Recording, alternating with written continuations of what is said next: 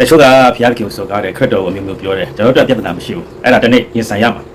လူကလောကကြီးထဲမှာပဲအခွင့်အရေးရှိတာနော်တမန်ရရင်တော့နောက်တရလို့ချိန်ရှိတော့နောက်ကျသွားပြီ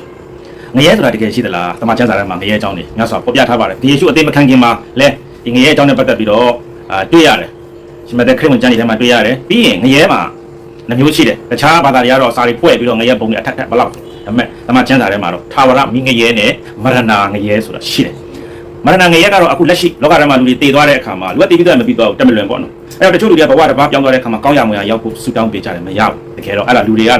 လုံနေကြတာတစ်ဖက်မှာသူသွားရမယ့်လမ်းကိုသူသွားပြီလောကထဲမှာဆူတောင်းလို့မရတော့အဲ့ဒါတော့သူရဲ့အပြစ်အတွက်သူကမရဏမှာအခုတည်သွားတဲ့လူတွေဘယ်သွားလဲဆိုဘုရားကိုမယုံတဲ့သူတွေဘုရားရဲ့အုပ်စိုးခြင်းအောက်မှာဝန်မခံတဲ့သူတွေခရစ်တော်ကိုညှဉ်းဆန်တဲ့သူတွေကမရဏပူပြင်းတဲ့အရက်အဲ့မှာရေတောက်ချင်တာတော့တောက်လို့မရဘူးတထေးကြီးတယောက်ကြောင်းသခင်ယေရှုကဖော်ပြတယ်နော်အဲ့ဒီမှာအလွန်ပူလောင်စွာဝေဒနာခံစားပြီးရေတောင်မှတောက်ဖို့မရှိဘူးဆိုတာတွေ့ရတယ်တို့နေတဲ့အရက်မှာပေါ့နော်အဲ့ဒါမရဏနိုင်ငံမှာရှိတဲ့ဘုရားကိုစัจကျင်တဲ့သူတွေခက်တာအဲ့ဒါကတော့ထာဝရမဟုတ်သေးဘူးနော်နောက်ဆုံးတော့တရားစီရင်ခြင်းခံရတဲ့ခါကျမှအဲ့မရဏနိုင်ငံရောမရဏမှာရှိတဲ့သူတွေရောကဘယ်ရောက်အောင်မလဲဆိုရင်ခရစ်တော်ရဲ့တရားပဲရှိအဲ့စัจ java လာကြီးအားလုံးစัจ java လာကြီးရဲ့အထက်မှာကျွန်တော်တို့ကိုယ်ကိုယ်ရဲ့ဘုရားသခင်ကစัจ java လာကြီးရဲ့အထက်မှာရှိတယ်ဒီစัจ java လာကြီးတစ်ခုလုံးဘုရားသခင်ကဖန်ဆင်းထားတာဗျအရာအားလုံးစัจ java လာတစ်ခုလုံးမို့အရာအားလုံးဘုရားသခင်ကဖန်ဆင်းထားတာယနေ့လူတွေသတ်မှတ်တဲ့ဘုရားတွေကလူရဲ့အုံနောက်ညာအတိညာနဲ့ကန့်သက်ထားတာဘုရားသခင်ကလူရဲ့အုံနောက်ညာအတိညာနဲ့ကြော်တယ်အဲ့ဒါကြောင့်လူကဘုရားသခင်ကိုညာနဲ့လိုက်မမီဘူးရောက်တင်လွန်သွားတဲ့လူတွေအခုတင်းရဲ့ဒီမှာရှိတဲ့သူတွေတင်းရဲ့ဘိုးဘေးတွေကခရစ်တော်မယုံဘုရားရဲ့အုပ်စိုးခြင်းမှာဝန်ခံခြင်းမရှိဘူးခရစ်တော်ရဲ့ကယ်တင်ခြင်းလက်မခံဘူးဆိုရင်တေချာတဲ့မရဏနိုင်ငံမှာရောက်နေပြီခရစ်တော်ယုံကြည်တဲ့သူတွေကတော့ပူပြင်းတဲ့အရာမဟုတ်ဘူးဘုရားရဲ့အုပ်စိုးခြင်းမှာဝန်ခံတဲ့သူတွေကတော့ငြိမ်းချမ်းရာအရာမှာပရာတိတုပုံလို့ခေါ်တယ်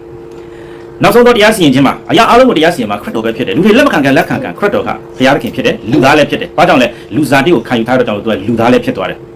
ဘုရားလည်းဖြစ်တယ်လူဇာတိခံယူတာကတော့နှစ်ပေါင်း2000ကျော်ပဲရှိတယ်ပေါ့နော်ဒါပေမဲ့လူဇာတိမခံယူမှာသူကဘုရားသခင်အဖြစ်နဲ့ကအစင်မြဲထာဝရတည်ရှိနေတဲ့ဘုရားသခင်ဖြစ်ပါတယ်ဒါကလူတွေမသိကြဘူးလူတွေကညှဉ်းဆန်မှာအခုပြောနေတဲ့ဆိုဆဲတဲ့လူတွေ comment မှာပြဿနာဖြစ်ဘူးအဲ့ဒီလူတွေတနေ့အဆုံးသတ်မှာနောက်သားမရရင်ငရဲကလွတ်မှာမဟုတ်ဘူးဟုတ်ပြီခုနကတော့မရဏပြီးရင်နောက်ဆုံးတရားစီရင်တဲ့ကြပြတဲ့တရားစီရင်ခြင်းခံရမယ့်အချိန်ရှိတယ်အဲ့ဒါကတော့ဗျာဒိတ်ကျမ်းထဲမှာရေးထားတယ်အဲ့ဒါတော့ထာဝရမင်းကြီးထာဝရကဘာအဆက်ဆက်ဘုရားသခင်ကိုပုံကံနဲ့ရုပ်ထုကိုးကွယ်တဲ့သူတွေအဲ့မှာကျမ်းကျမ်းမှာပေါ့နော်ရုပ်ထုကိုးကွယ်တဲ့သူတွေမတရားလုံးမိထုံအပြစ်ပြောချင်တာကအပြစ်သူစီညားတဲ့သူအပြစ်ရှိတဲ့သူတွေအားလုံးကဘယ်ကြမလဲဆိုရင်အပိန်ရဲ့ကန်းနဲ့လောင်တဲ့မင်းကြီးကဘာအဆက်ဆက်တရားစီရင်ခံမှာဖြစ်တယ်ဒါကြောင့်ခရစ်တော်အရာအားလုံးကိုစီရင်ပိုင်တဲ့ဘုရားသခင်လည်းဖြစ်တယ်။ကဲတင်ပေးတဲ့ဒီအရာကနေတကယ်တော့ဘုရားသခင်ကကျွန်တော်လူတွေကိုငရဲတောက်ဖို့တက်ဖန်ဆင်းတာငရဲမကြချင်ပါဘူး။ငရဲအတွက်ဖန်ဆင်းထားတာမဟုတ်ဘူးလူတွေက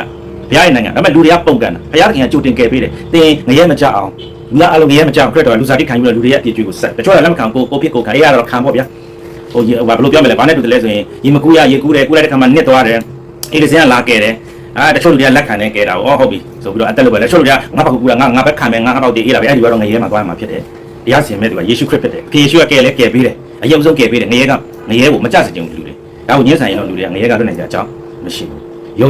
အဲ့တိုင်းဖြစ်မှာဖြစ်တယ်။ဒါပေမဲ့ယုံတဲ့သူကကွာသွားလိမ့်မယ်။ခရစ်တော်ကိုလက်ခံတဲ့သူဘုရားရဲ့အုပ်စိုးခြင်းအောက်မှာဝန်ခံတဲ့သူဘုရားရဲ့ယေရှုပြုခြင်းကိုလက်ခံတဲ့သူကတော့ငရဲမကြတော့ယေရှုတော့ကြောင့်ဘုရားယေရှုကြောင့်ဘုရားရဲ့မြတ်တာဘုရားရဲ့ကယ်တင်ခြင်းတို့သဘောတူလက်ခံရတဲ့ကြောင့်သူကတော့ဘုရားရဲ့နိုင်ငံဝန်ဆောင်မှာဖြစ်တယ်။ဒါသစ္စာတရားဖြစ်တယ်